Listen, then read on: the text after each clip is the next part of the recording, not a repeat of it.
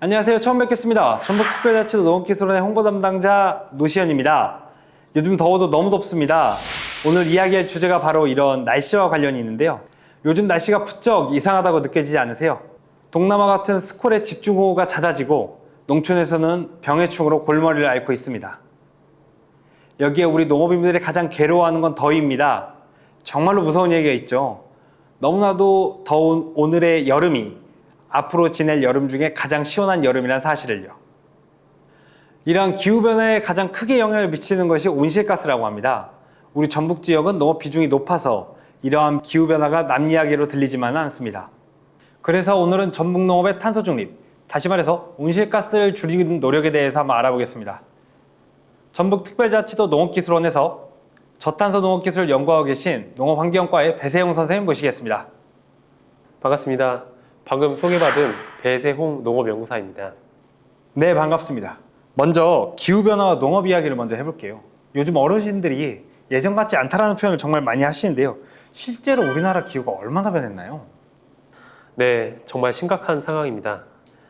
작년 2024년은 특별한 해로 기록되었는데요. 산업화 이전보다 기온이 1.5도씩 상승한 첫 해로 기록되었습니다. 농민 여러분들이 느끼는 변화가 실제로 나타난 거죠. 예를 들어 역대 가장 더웠다는 2018년과 2024년을 비교해보면 열대야 일수가 16일에서 20일로 늘어났고 평균 기온 역시 계속 상승하고 있습니다. 올해 역시 폭염, 집중호우 등 이상 기상이 우리의 일상이 되어가는 것 같아 우려를 낳고 있습니다. 그 어떤 통계 수치보다 더 체감이 되는 통계 수치라고 할 수 있겠는데요. 농업 분야에서의 온실가스 도대체 얼마나 배출되고 있나요? 전국적으로 농업이 배출한 온실가스는 전체의 약 3% 정도입니다. 하지만 우리 농도 전북은 그 비중이 훨씬 높습니다. 전북에서 온실가스 배출의 약 16%가 농업에서 나오고 농촌 지역인 군 지역에서는 훨씬 큽니다. 도내 도시 지역에서는 온실가스 중 약 11%가 농업에서 나오는데 농촌인 군 지역에서는 무려 40% 가까이 배출되는 것으로 추정됩니다. 지역마다 이렇게 차이가 큰데요. 전북처럼 농업 비중이 높은 지역에서는 농업 분야의 온실가스 감축이 정말 중요한 과제가 되고 있습니다. 전북 지역의 농업에서 그렇게 많은 온실가스가 발생되는지는 이번에 처음 한 것 같은데요. 실제로 농업 분야에서의 온실가스 얼마나 배출되고 있는 건가요? 네, 농업은 기후변화의 피해자이지만 가해자로도 역할을 합니다.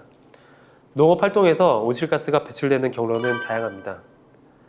예를 들어 소와 같은 반추동물의 소화 과정이나 벼 재배를 위해서 물을 가두는 논에서 메탄이 발생할 수 있습니다.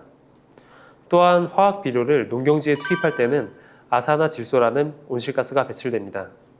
이산화탄소는 들어봤는데 메탄과 이산화질소, 아산화질소네요. 메탄과 아산화질소는 평소에 접하기는 쉽지 않은 물질들 같아요. 이 두 가지 물질이 온실가스 배출을 얼마나 심하게 하고 있는 상황인가요? 이산화탄소와 비교해서 메탄은 약 27배, 아산화질소는 약 273배 더 강력한 온실가스입니다. 메탄과 아산화질소의 높은 온난화 지수를 생각해보면 전북처럼 농업 비중이 큰 지역에서는 반드시 온실가스 관리와 저탄소 기술 도입이 필수적이라고 봅니다. 자, 연구사님.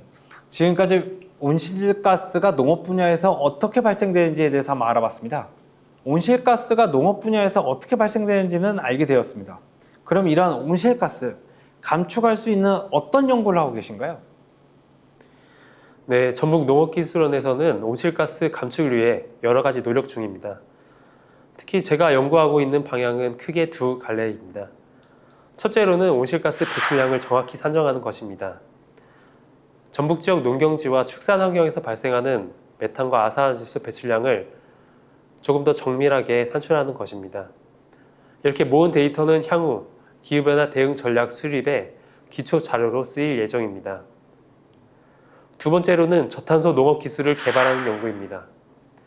구체적으로는 화학 비료 대신 풋거름 작물, 흔히 말해 녹비 작물을 본작물 전에 재배해서 유기질 비료로 활용한 연구입니다.